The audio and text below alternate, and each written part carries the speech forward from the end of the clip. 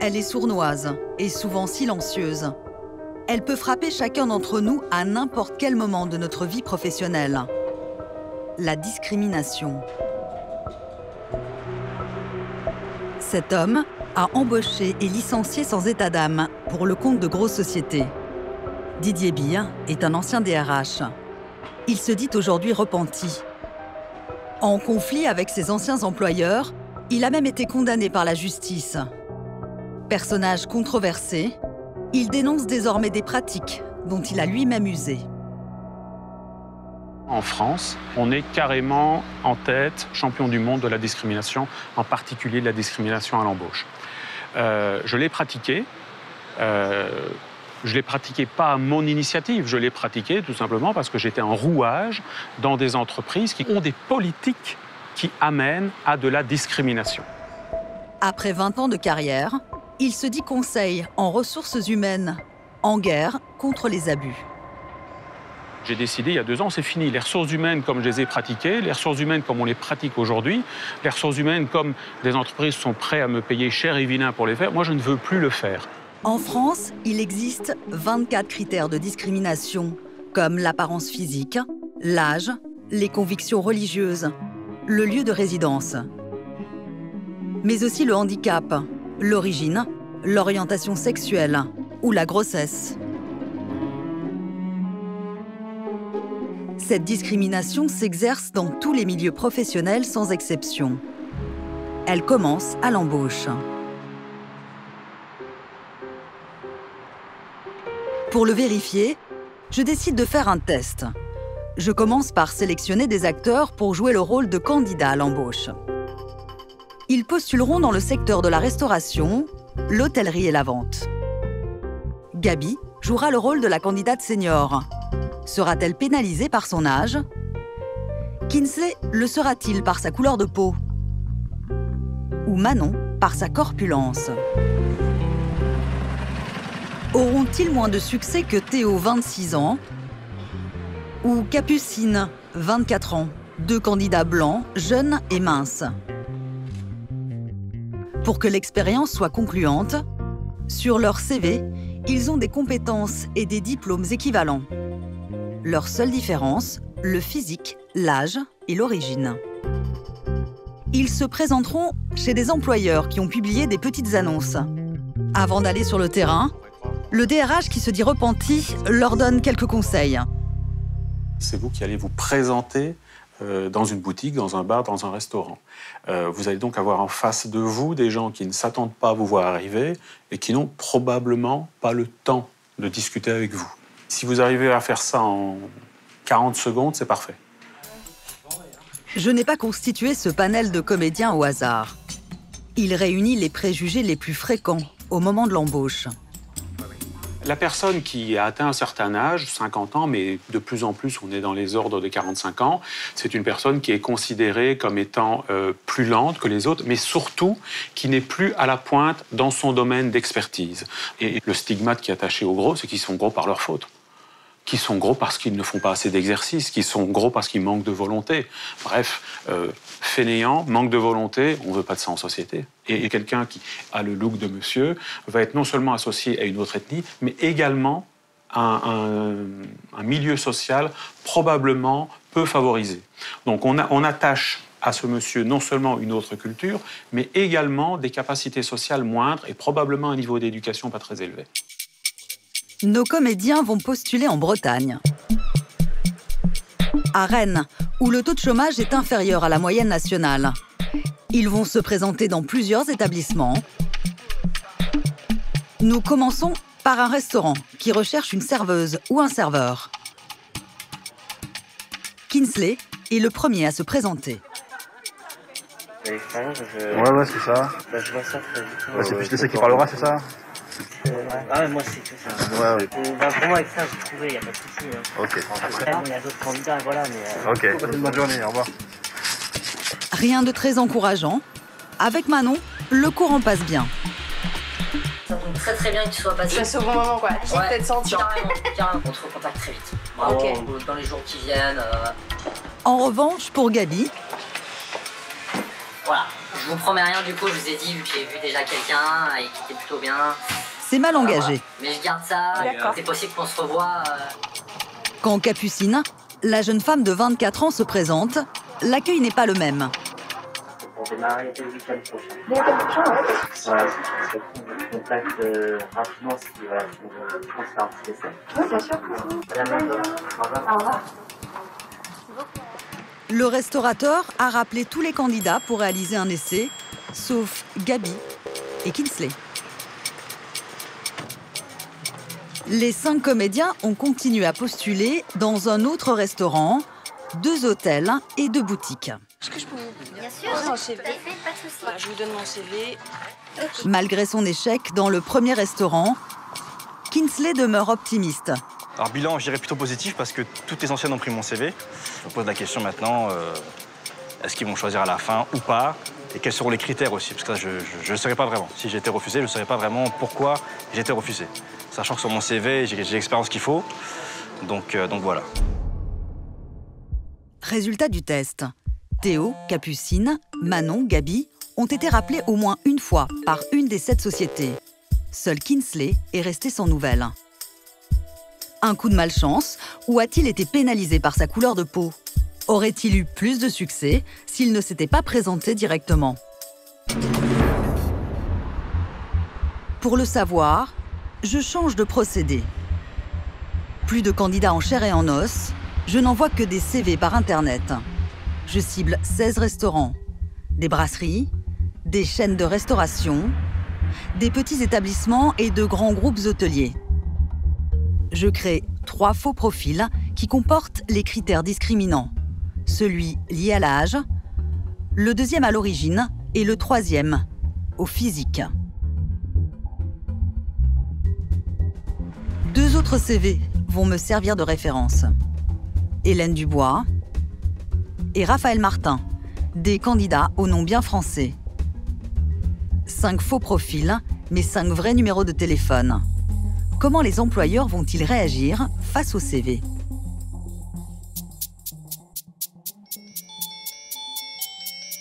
Allô, bonjour, Madame Dubois. Je vous appelle suite à votre candidature pour un poste de serveuse. Oui, bonjour, je me permettais de vous appeler suite à votre candidature pour un poste de serveur. Un mois plus tard, les candidats ont reçu en tout 22 appels pour des entretiens. Je vous appelle pour savoir si on pourrait se rencontrer. Pour fixer un rendez-vous la semaine prochaine. Merci, bonne journée, au revoir. Lequel de ces 3 critères sera le plus discriminant? Résultat, Hélène Dubois et Raphaël Martin, les 2 candidats référents, obtiennent respectivement 8 et 7 réponses. La femme senior 5 réponses, la candidate ronde seulement 2 réponses, un seul n'a reçu aucun appel, le candidat au patronyme maghrébin. Ça, c'est le résultat. À nouveau, c'est l'origine du candidat qui le pénalise. Bon, quand il y a un CV testing, on s'attend bien à ce qu'il y ait des différences, mais là, c'est honteux. On a la personne Khaled, donc qui a un patronyme qui n'est pas français, qui n'a reçu aucune réponse, aucune. Vous vous imaginez, mettez-vous à la place de cette personne qui envoie des CV, qui fait tout ce qu'il faut pour trouver un boulot. On ne prend même pas la peine de lui répondre. Un des restaurants a répondu positivement à 4 candidats, mais pas au jeune homme d'origine maghrébine. Je demande à un confrère de se faire passer pour le candidat rejeté. D'accord, non, je vous rappelais parce qu'en fait, j'ai reçu une réponse négative. Je voulais savoir justement pourquoi.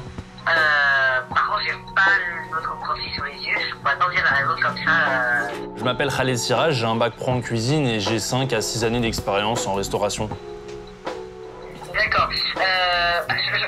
Comme je vous dis, je reviens tout à l'heure et comme ça, je vous envoie un petit mail, ça vous convient? D'accord, mais le poste est toujours libre? C'est en phase de finalisation. Du coup, J'ai quand même une chance. Non, mais c'est pas encore fixé, mais voilà, je vous tiens au courant tout à l'heure. J'avoue que je suis un peu occupé en fait. Le patron prétend qu'il a quasiment bouclé son recrutement. Oui, bonjour, je suis bien au restaurant. Quand je l'appelle à mon tour, la donne a changé. Bonjour monsieur, voilà, je voulais savoir si vous cherchez toujours un serveur ou une serveuse. Oui, tout à fait. Vous pouvez vous passer au restaurant. Je me rends au restaurant, un établissement de fruits de mer dans le quartier de l'Opéra à Paris. Je vais confronter le patron au test que nous avons réalisé. Non, le patron est là. Bonjour monsieur, vous êtes le patron du restaurant? Oui, bonjour monsieur. En fait, vous avez fait l'objet d'un CV testing. Je vous ai envoyé plusieurs CV. Je ne sais pas si vous vous souvenez de ces CV-là. En fait, vous avez appelé tout le monde, sauf... Oui, tous, sauf celui-là, qui s'appelle Khaled Siraj. Et alors, moi, je voudrais savoir pourquoi vous ne l'avez pas rappelé, ce monsieur. Parce qu'ils ont tous des compétences similaires, des diplômes équivalents, mais lui, vous avez rejeté sa candidature, vous lui envoyez une réponse négative. Je sais pas, c'est comment pas. J'ai encore l'annonce qui est en ligne, là, j'ai encore pas de CV. Même pas, Pourquoi vous décidez de rappeler ou pas une personne? En fait, je prends comme ça, en fait, je vous avoue, je juge pas vraiment, en fait. Je prends comme ça et j'appelle le monsieur, tout ça. Je peux pas dire pourquoi. Mais si vous êtes là pour me demander si c'est pas discrimination, je peux vous dire simplement non, c'est pas discrimination. Étant donné qu'il a les mêmes compétences, pourquoi vous lui avez répondu non, en fait? C'est ça, voilà. Sincèrement, hein, si vous pensez que moi je suis raciste ou quoi que ce soit, il n'y a pas de souci, pensez-le. Hein. Mais c'est pas votre client qui va changer ma façon de faire. Il avait un chef. Ouais, d'accord, ok. Le patron du restaurant ne voit pas où est le problème. Il n'est pas le seul. En France, d'après une étude commandée par le ministère du Travail en 2016, une candidature dite hexagonale, selon les termes de l'étude, a 47% de chances d'être retenue, contre 36% pour une candidature dite maghrébine.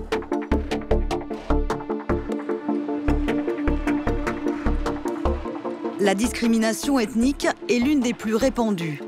Mais il en existe une autre qui peut frapper un jour tout le monde. C'est la discrimination liée à l'âge.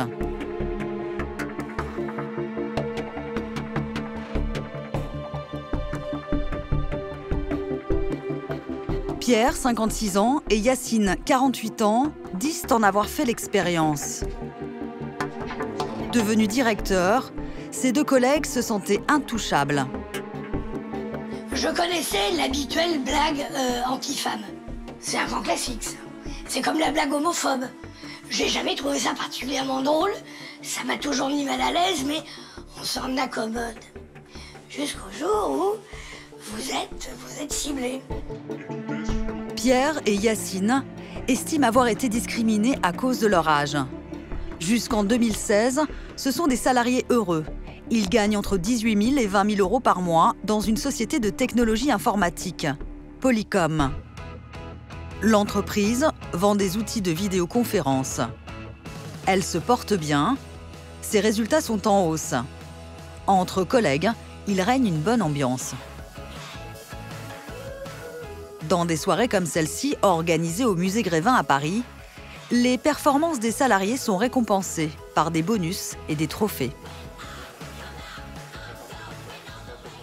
Là, on me voit ici récompensé donc par le PDG, qui m'a invité, d'ailleurs avec ma femme, à Hawaï. Le scénario est formidable, c'est-à-dire que je suis promu à la direction, on a des résultats extraordinaires. Extraordinaires, c'est les résultats, d'ailleurs les meilleurs résultats de la société en France, en tout cas, de toute son histoire. On a une progression de pratiquement 25%. Polycom est implanté dans le monde entier. En France, ses principaux clients sont de gros fournisseurs d'accès à Internet. Mais en 2016, alors que la société affiche de très bons résultats, un rachat va tout changer. Syris, un fonds d'investissement, acquiert la société. Dans la foulée, un plan de licenciement est annoncé pour des motifs économiques. Pierre et Yacine sont sur la liste. Les deux salariés veulent prouver le caractère infondé de leur licenciement. Ils parviennent à récupérer plusieurs mails provenant de leur hiérarchie. Et on tombe sur des informations, mais on ne peut pas imaginer ça. Ils découvrent alors des échanges très privés sur la nouvelle organisation de l'entreprise, dont ce mail très explicite. Il est adressé au numéro 1 de la société en France. Il est signé par un certain Bernard, un conseiller de l'ombre qui aurait été chargé d'aider le patron à faire le ménage parmi les salariés. Tout le monde est content de ton boulot sur les licenciements, même si tu ne savais pas tout. Maintenant que c'est réglé, je peux te dire que c'est Cyrus qui trouvait que la filiale France était une vraie maison de retraite et qu'il fallait rajeunir le cheptel. Dans cet email qui est à vomir, des éléments qui choquent, c'est que la France c'est une vraie maison de retraite, qu'il faut rajeunir le cheptel. Ok, c'est pas des salariés qu'on a en France, mais des animaux. Le mail est truffé de références à l'âge des salariés licenciés. C'est vrai que c'est tout de même plus agréable pour nos clients d'être reçus par la petite Aurélie que par une vieille comme Christine. Elle a 62 ans pendant le plan de licenciement. Elle est seule, elle est divorcée. On ne s'attend pas à ce que une personne comme ça, fragile, soit ciblée comme ça, sous prétexte qu'il y a quelqu'un de plus jeune qu'on pourrait mettre à l'accueil. C'est incroyable. Selon ce mail, la société aurait même reçu le soutien des clients pour se débarrasser des seniors. Que ce soit ou ils avaient l'air de très bien comprendre la volonté de Polycom de donner un coup de jeune. On a affaire à quelqu'un d'initié qui connaît les plans de la société à long terme et qui connaît visiblement les intérêts et les décisions prises par les actionnaires et les partenaires essentiels. Cyrus a décidé que fallait virer des vieux. J'ai validé ça auprès de GS. Ils sont d'accord qu'il y avait trop de vieux.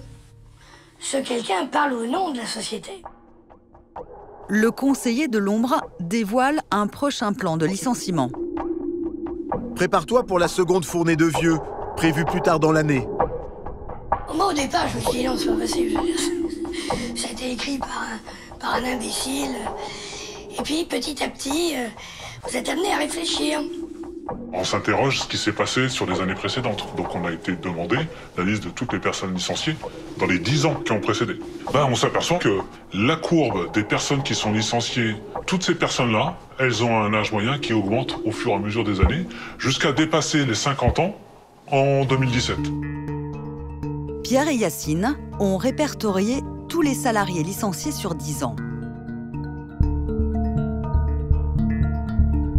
Ils ont en moyenne plus de 45 ans au moment de leur départ. Se débarrasser des seniors aurait donc été une stratégie à long terme. Dans cette affaire, il ne serait pas seulement question d'une discrimination à l'âge. Dans le mail, Yacine est décrit comme « un grand basané, il ne sera plus là pour nous faire chier ». Le grand basané, il semblerait que ce soit moi. C'est-à-dire que je ne suis pas un individu pour lui.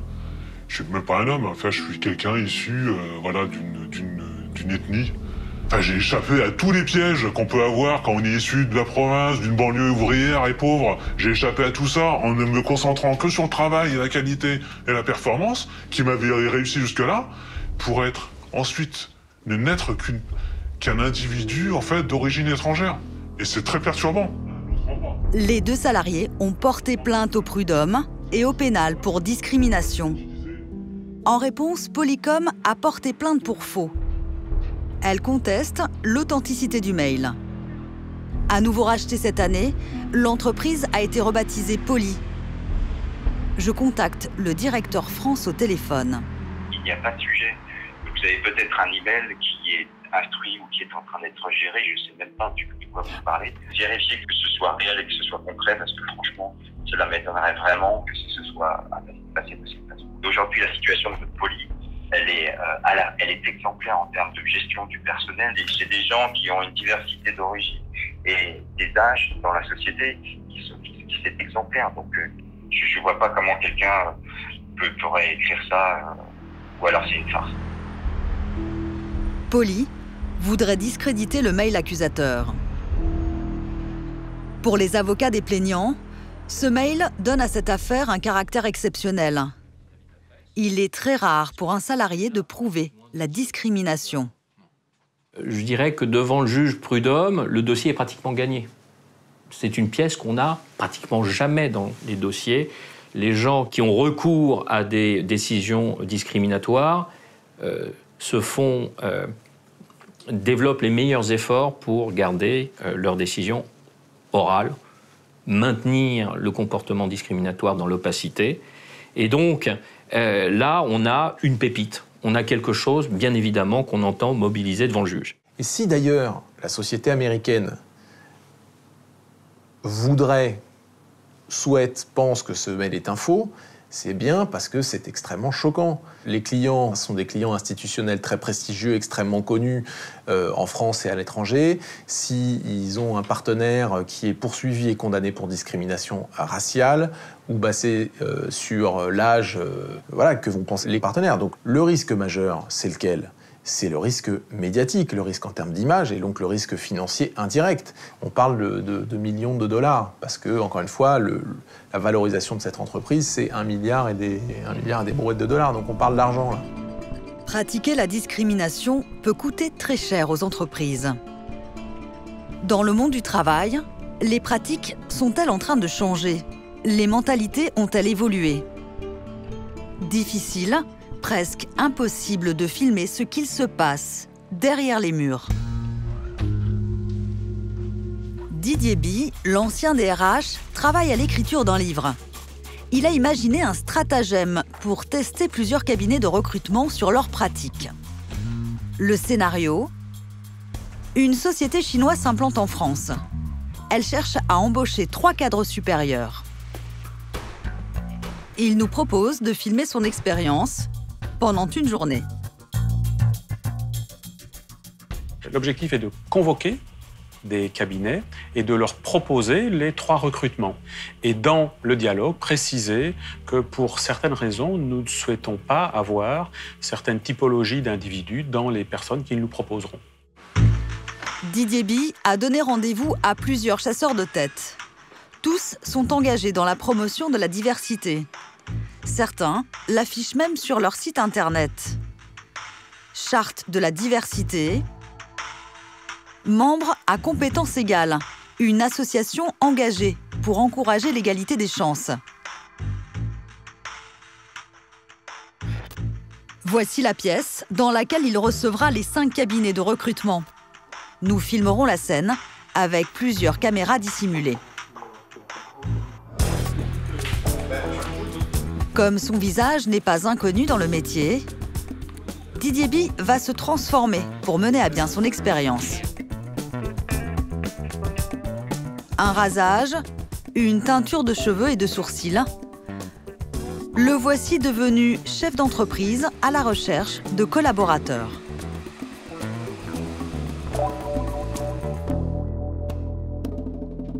Didier Bie a fait appel à 2 comédiennes.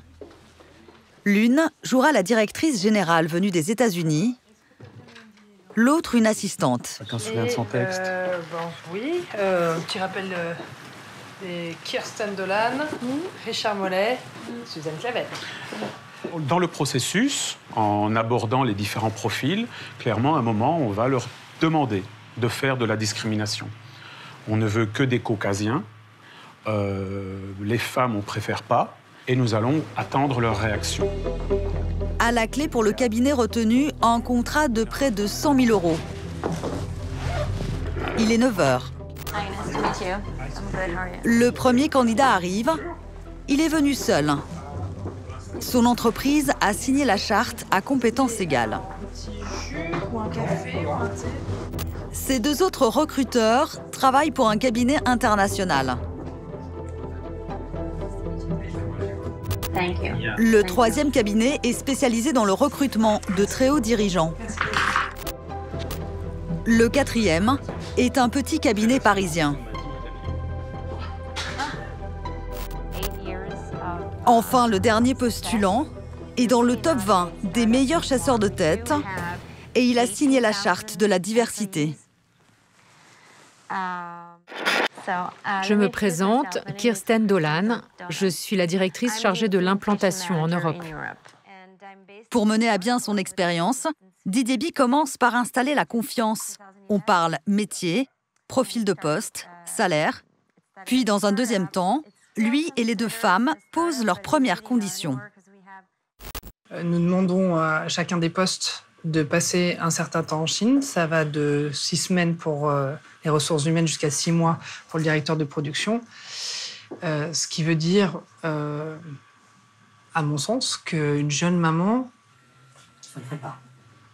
Voilà. Ce que nous venons d'entendre est une discrimination envers les femmes. Aucun cabinet ne proteste face à cette demande. J'ai bien entendu. Les exceptions que j'ai face à moi. Ça élimine d'ores et déjà certains profils comme des jeunes mamans avec des enfants. Je sais pas, mais à mon sens, c'est compliqué. Pas de jeune maman, et ce n'est pas la seule exigence imposée par Didier Bille. Vous avez parlé de profils de candidats internationaux. Oui. Je me permets de vous dire quelque chose. Pour nos collègues chinois, un Européen, c'est blanc. D'accord. Nous ne voulons pas de profil atypique. Pas de candidats issus de la diversité. D'accord. On n'aime pas. Non, voilà, bien sûr. Pas de traces écrites. Les recruteurs semblent connaître la règle du jeu. Clairement, nos exigences font qu'on va éliminer certaines typologies d'individus dans la shortlist. Ça ne simplifie pas les choses, mais on comprend. Mais si c'était simple, vous ne seriez pas là. Nous ne sommes là que pour les cas d'exception. It's clair. Le plus surprenant, c'est qu'ils ne sont pas surpris. Aucun n'est tombé de sa chaise. Pas l'ombre d'une hésitation. On y va. Le plus petit des cabinets est aussi le plus zélé.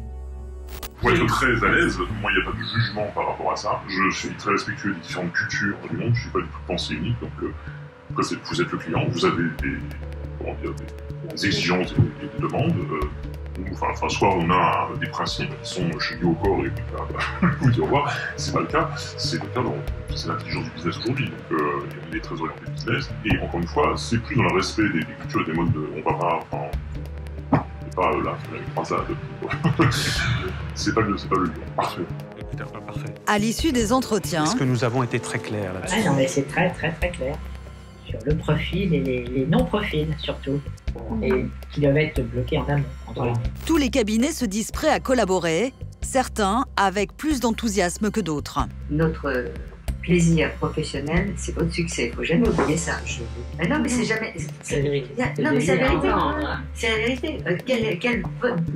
Quel bonheur peut-on avoir si les candidats ne sont pas heureux? Le plus probant, c'est que nous avons eu pour les 5 des phrases du type « Vous êtes le client est roi ». Alors qu'en tant que professionnel, c'est pas leur droit, c'est leur devoir. C'est de dire malheureusement, nous ne pourrons pas travailler avec vous. Parce que ce que vous nous demandez est illégal. À la suite de ces entretiens, les 5 cabinets adressent à Didier Bille un document écrit pour confirmer leur accord. Ils sont tous prêts à chercher les futurs managers de l'entreprise. Dans son courrier, l'un des consultants fait référence à son engagement pour la diversité. Rappelez-vous ce qu'il disait. Vous êtes le client, vous avez des exigences et des demandes. Soit on a des principes qui sont chez au corps et puis vous dire au revoir, c'est pas le cas. Et voici ce qu'il écrit. Le cabinet ne pratique aucun principe de discrimination ethnique, sociale, syndicale, sexuelle, politique, religieuse, d'âge ou portant sur le handicap.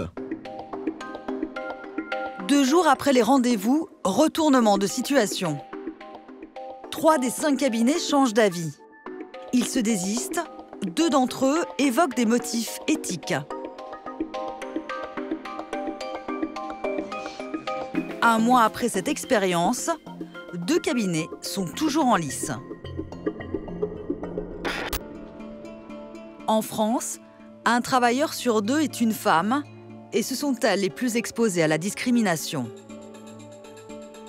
La naissance d'un enfant peut bouleverser une carrière. Selon une étude menée par l'INSEE, c'est surtout au moment de la maternité que les écarts de salaire se creusent entre les hommes et les femmes. Alors que la différence de salaire entre un homme et une femme sans enfant est de 7% tout au long de la carrière, elle augmente après un premier enfant. Elle est de 11% à 25 ans et de 25% à 45 ans. Élodie préfère raconter son histoire de manière anonyme. Elle craint d'être pénalisée pour la suite de sa carrière. Alors c'est là qui est mon bureau et c'est là que je devrais être en ce moment en train de travailler si je n'avais pas été victime de discrimination à mon retour de congé maternité. Il y a encore 6 mois, Élodie faisait partie de l'équipe de direction de l'Oxam. Le nom de cette société s'affiche un peu partout sur des véhicules de chantier. Le chiffre d'affaires de cette entreprise, implantée dans une vingtaine de pays, s'élève à 1,5 milliard d'euros. D'Oslo à Sao Paulo. Une entreprise française florissante et bienveillante envers ses employés, à en croire le patron. Nous attachons beaucoup d'importance à l'embauche, à l'intégration et à la formation du personnel. Et que nous veillons à travers la culture d'entreprise que chacun puisse donner le meilleur de lui-même. Il n'y a peut-être plus de piles ? Pourtant, selon l'ancienne cadre supérieure, le management de l'Oxam serait loin d'être irréprochable. Oh oui, on a gagné tous les deux. Tout a commencé le jour où Élodie est devenue maman. Je suis venue présenter mon fils à mes collègues. Et ce jour-là, j'ai mon supérieur hiérarchique qui a souhaité donc évoquer avec moi mon retour. Donc ça me paraissait naturel, enfin, je veux dire, sans aucune appréhension. Et effectivement, à ce moment-là, il commençait à être évoqué le fait que comment est-ce que j'allais gérer et comment est-ce que j'allais m'organiser compte tenu des déplacements. Jusqu'à présent, mon niveau de déplacement était en moyenne de 2 jours par mois. Et là, on me dit voilà, qu'il va falloir se déplacer chaque semaine, plusieurs jours par semaine. Ces nouvelles contraintes liées à son poste sont incompatibles avec sa vie de mère célibataire. Son supérieur hiérarchique lui aurait demandé de renoncer à ses fonctions de directrice.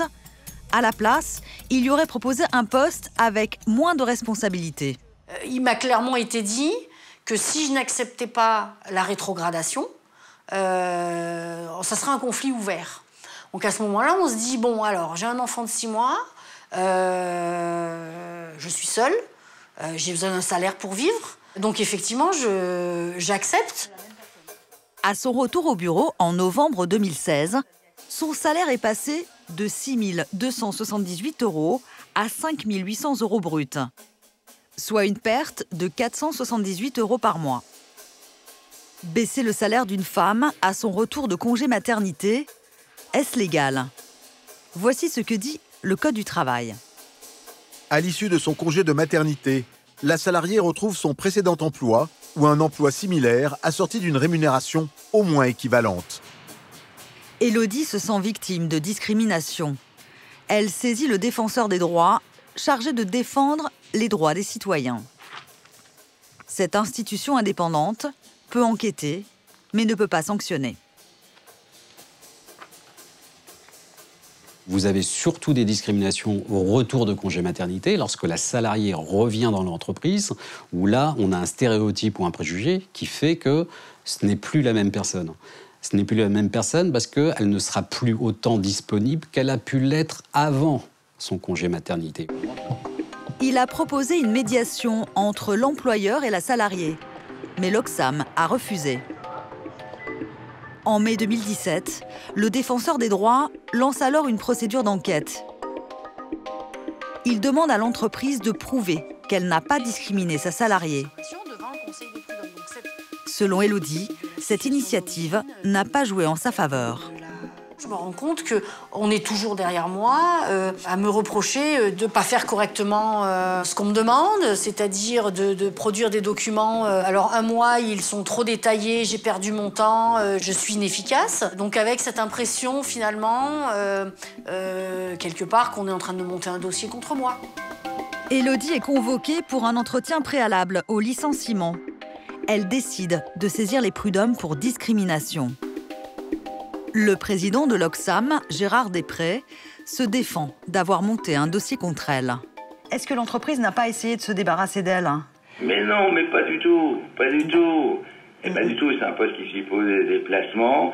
Pendant son absence, il y a eu quelqu'un qui l'a eu remplacé. Quand elle est revenue, elle n'a fait aucun déplacement. Pas qu'elle en fait plus, elle en fait moins, elle n'en a fait aucun. C'est comme un commercial qui dit, je vais pas chez un client. Et à un moment donné, quand on fait plus son travail, quand on n'assume plus, et c'est plus simple et plus sage d'arrêter.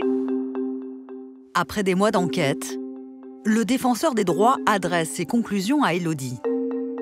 La rétrogradation de Madame X constitue une discrimination en lien avec son état de grossesse, son sexe et sa situation de famille. Comment vous expliquez que le défenseur des droits ait donné raison à cette dame?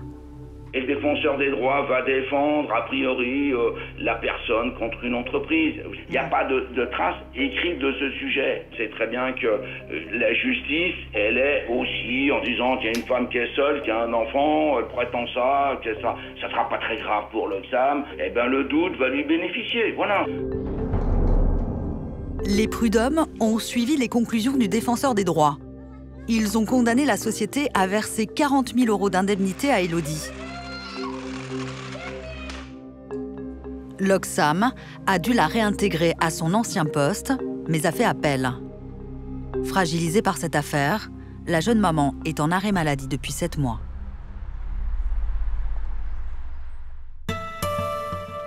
Depuis l'élection d'Emmanuel Macron, l'égalité homme-femme est une grande cause nationale.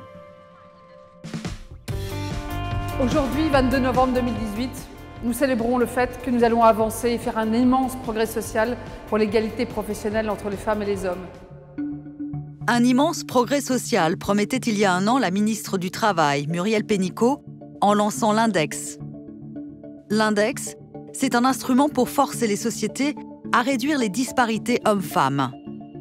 Il mesure les écarts de salaire, les augmentations, les promotions.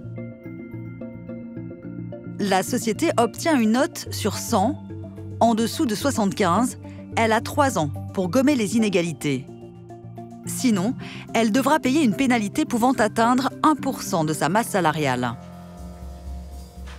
Quand je regarde les premiers index publiés par les sociétés, je suis surprise. En rouge, les mauvais élèves, mais surtout en vert et en bleu, une écrasante majorité de bons élèves, avec des résultats proches de 90. Les discriminations auraient-elles disparu dans ces entreprises? À la Caisse d'épargne Île-de-France, une partie du personnel féminin s'étonne de la très bonne note obtenue par la direction, 94 sur 100. J'ai rendez-vous avec Aline. Elle travaille depuis plus de 30 ans dans l'établissement bancaire comme standardiste. Je lui ai demandé de comparer sa fiche de salaire avec celle de Bernard. Il occupe le même poste qu'elle. Tu as un salaire de base de 2635 €. Oui, donc Aline. Tu gagnes 1000 balles de plus. Tu gagnes 1300 balles de plus que moi. Mais bon, t'es à temps plein, toi. Aline, elle, est à temps partiel. Comparons le taux horaire des 2 salariés. Aline est entrée en 1987 dans la société. Elle est payée 15,70 € de l'heure. Bernard est entré beaucoup plus tard, en 1993. Il est payé 17,72 € de l'heure, soit 2 € de plus par heure. J'ai une classification qui est identique à celle d'Aline. J'ai une ancienneté qui est 3 ans inférieure à celle d'Aline. Et pourtant, j'ai une rémunération supérieure à celle d'Aline. Alors moi, personnellement, je ne m'explique pas. Je ne considère pas que j'ai plus de compétences qu'Aline en a. À plusieurs reprises, Aline a demandé à évoluer dans la banque. On le lui a toujours refusé. Selon elle, la société y trouverait un intérêt. Toutes les petites mains des banques, c'est beaucoup des femmes, enfin. Et donc, je pense qu'il y a un fort intérêt économique de la part des employeurs dans le tertiaire d'embaucher des femmes. Elles ne sont pas exigeantes. Et puis, on peut toujours les culpabiliser en disant « Bah oui, mais bon, t'as eu des enfants, donc voilà ». Selon le bilan social de la Caisse d'épargne Île-de-France, l'écart de salaire moyen entre hommes et femmes est de 18%. En juin dernier, soutenue par la CGT, 8 salariés ont décidé de rendre l'affaire publique. Aujourd'hui, on est confronté à une forme de féminisme washing. La question de l'égalité femmes-hommes, c'est devenu une question à la mode. Les pouvoirs publics comme les employeurs n'ont que ce mot-là à la bouche. Le problème, c'est l'écart entre les discours et les actes. Nous interpellons aujourd'hui avec cette action de groupe les pouvoirs publics et le patronat. Il y a urgence à ce que des mesures à la hauteur soient enfin prises pour mettre fin à cette discrimination qui n'est plus acceptable. La banque affiche 94 sur 100 à l'index et pourtant, elle est accusée par certains de ses salariés de discrimination. Comment expliquer ce paradoxe ? La responsable CGT, Sophie Binet, affirme que certaines règles de calcul avantagent les employeurs. Le problème, c'est les critères de construction de l'index qui permettent d'organiser l'opacité sur les écarts de rémunération. Par exemple, l'index compare les augmentations entre les hommes et les femmes. Il tient compte de leur nombre, mais pas de leur montant. Si les femmes sont augmentées de 100 € et les hommes du double, la société aura 20 sur 20. Enfin, il suffit d'avoir 4 femmes parmi les 10 plus hauts salaires face à 6 hommes pour obtenir la meilleure note, 10 sur 10. Là, c'est vraiment le summum. Non seulement on a des critères qui, de fait, permettent d'invisibiliser la majorité des écarts, mais en plus, ni les représentants syndicaux dans l'entreprise, ni l'inspection du travail ne peuvent vérifier que ces critères sont bien respectés et que l'entreprise n'a pas triché sur les chiffres. En fait, en quelque sorte, cet index, c'est les entreprises qui elles-mêmes se notent et s'attribuent une note. Bon, il ne faut pas s'étonner que les résultats soient excellents pour la majorité des entreprises. Les employeurs peuvent-ils tricher sur leurs résultats à l'index ? Je suis allée poser la question aux inspectrices du travail qui pilotent sa mise en place. Il y a des sociétés qui peuvent tricher, qui peuvent... Non ? Ah ben je sais pas. Vous pensez qu'elles peuvent tricher ? Ben, c'est une question que je me pose. Je me dis, si l'inspection du travail n'est pas là pour vérifier la manière dont elle calcule l'index, il y a quand même un risque de triche. Il y a la possibilité, techniquement, d'aller vérifier. Après, vu le nombre d'entreprises que ça représente, on ne peut pas s'amuser à le faire pour toutes. Et puis, il y en a quand même une très grande majorité pour qui il n'y a pas d'erreur et il n'y a pas de triche, pour reprendre votre terme. Il n'y a pas un problème là, entre la notation et ce qui se passe dans l'entreprise ? L'index, c'est une photographie globale, mais il est tout à fait possible que les deux situations cohabitent, c'est-à-dire qu'on ait effectivement 94 points à l'index, mais que par ailleurs, il y ait des situations individuelles qui reflètent une vraie discrimination entre hommes et femmes.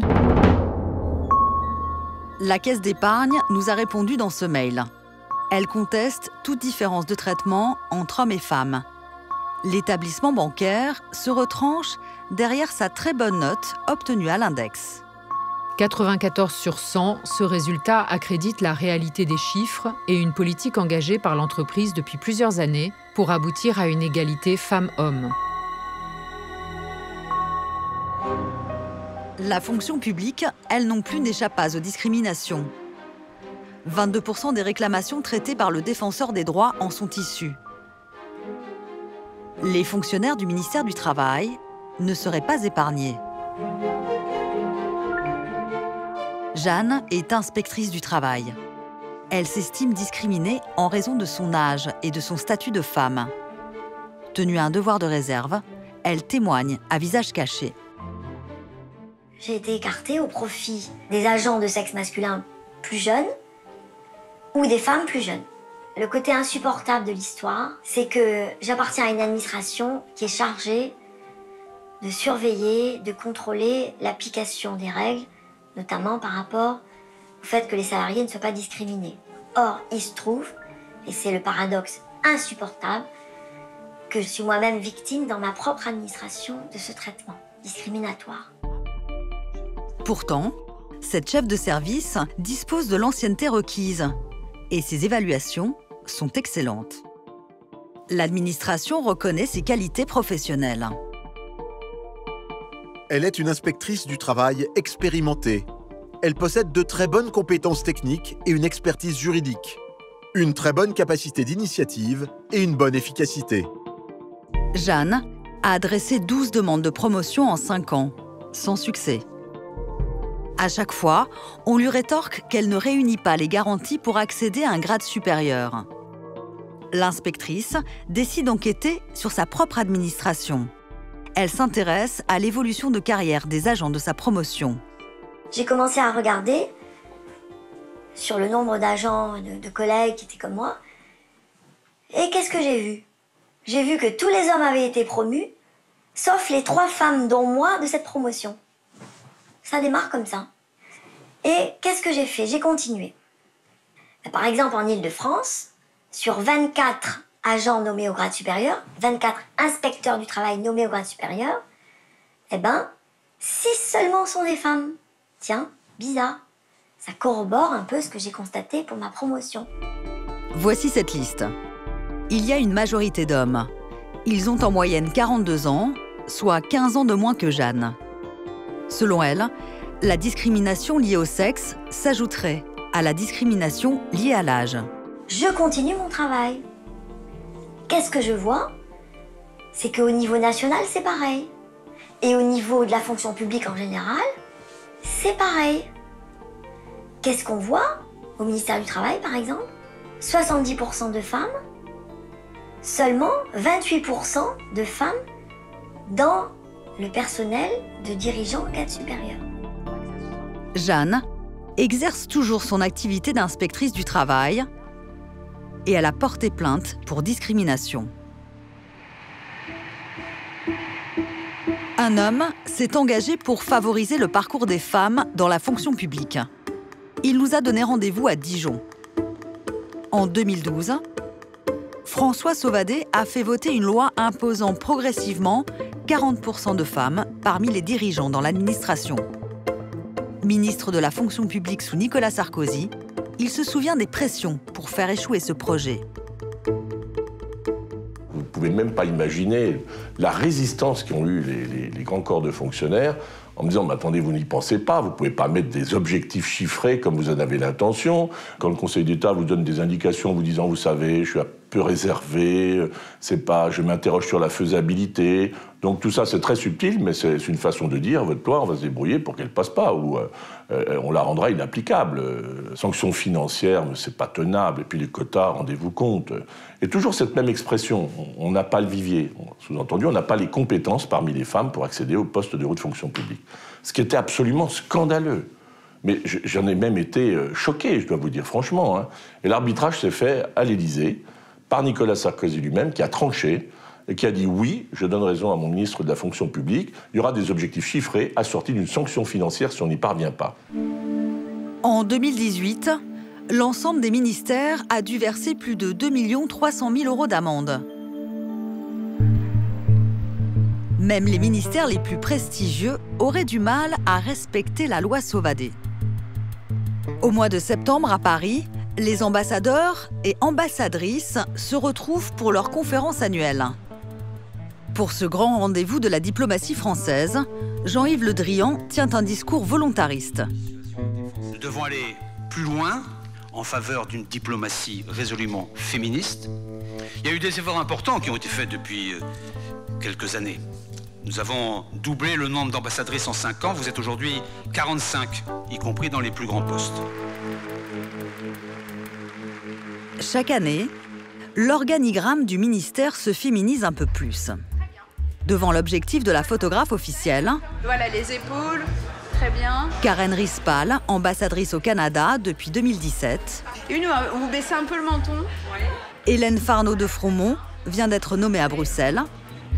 Ouais, non, c'est vrai, croisé, c'est pas terrible. Florence Mangin occupe le poste d'ambassadrice au Portugal depuis quelques semaines. Parfait, d'accord. D'accord. C'est bon pour moi. Merci beaucoup. La parité, tout le monde n'a que ce mot à la bouche au ministère. Je viens chercher mon label pour l'égalité pour notre ambassade au Laos à Vientiane. Voilà.